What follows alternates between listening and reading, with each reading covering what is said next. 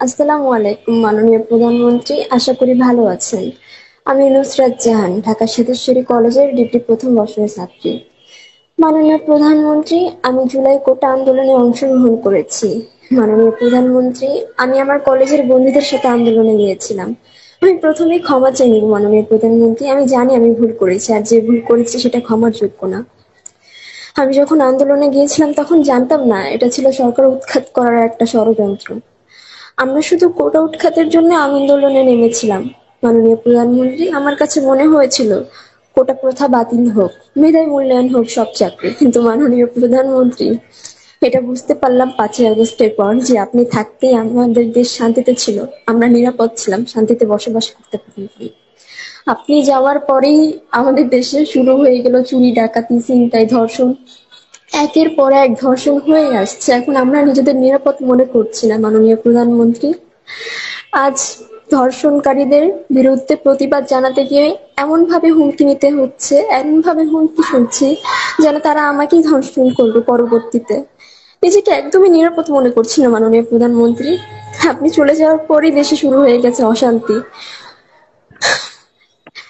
একমাত্র ছোট বাচ্চাগুলো, তারাও ছাড় পায়নি, তাদেরও ধর্ষিত হতে হয়েছে। এমন দেশ তো আমরা চাইনি, এই জন্য তো আমরা আন্দোলন করিনি। আমরা একটা সুন্দর বাংলাদেশ চেয়েছিলাম, সেটা আমরা পাইনি, ব্যর্থ হয়েছি। জানি এসবের পিছনে আমাদেরই দোষ, আমরাই আন্দোলন করে দেশটাকে এই অবস্থায় নিয়ে এসেছে, এর জন্য আমি ক্ষমা চাইছি মাননীয় প্রধানমন্ত্রী।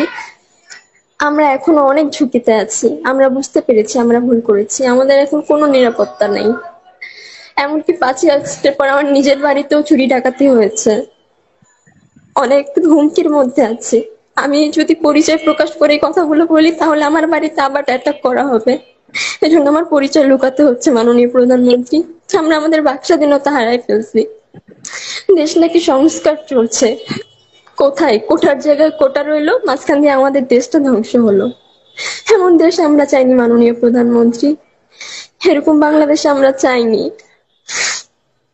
মনে হয় এই 10 মাসের চেয়ে 15 বছর, বিগত 15 বছর অনেক ভালো ছিলাম আমরা। দেশ এগিয়ে গেছিল, আমাদের জন্য আজ দেশের এই অবস্থা। এই জন্য আমি ক্ষমা চাচ্ছি মাননীয় প্রধানমন্ত্রী। আমি চাই মাননীয় প্রধানমন্ত্রী আপনি ফিরে আসেন, আপনি ছাড়া আমাদের কেউ নিরাপত্তা দিতে পারবে না, আমাদের কোনো নিরাপত্তা নেই, আমাদের নারী শিশুদের কোনো নিরাপত্তা নেই মাননীয় প্রধানমন্ত্রী। আপনার উসিলায় আল্লাহ আমাদের নিরাপত্তা দিয়েছিল, আমরা ভালো ছিলাম, আমরা এখন ভালো নেই। আমি চাই মাননীয় প্রধানমন্ত্রী আপনি ফিরে আসেন, আমাদেরকে উদ্ধার করেন এই অশান্তি থেকে। মাননীয় প্রধানমন্ত্রী, আমি আবারও ক্ষমা চাইছি আমার ভুলের জন্য, আপনি ফিরে আসেন। আমাদের একটাই অনুরোধ, আমাদের সবার একটাই অনুরোধ, আমরা আবার আপনাকে দেখতে চাই মাননীয় প্রধানমন্ত্রী, আপনি ফিরে আসুন, আমরা একদমই নিরাপদ নেই। তুমি আমি জানি তোমরা ভুল পথে গেছো।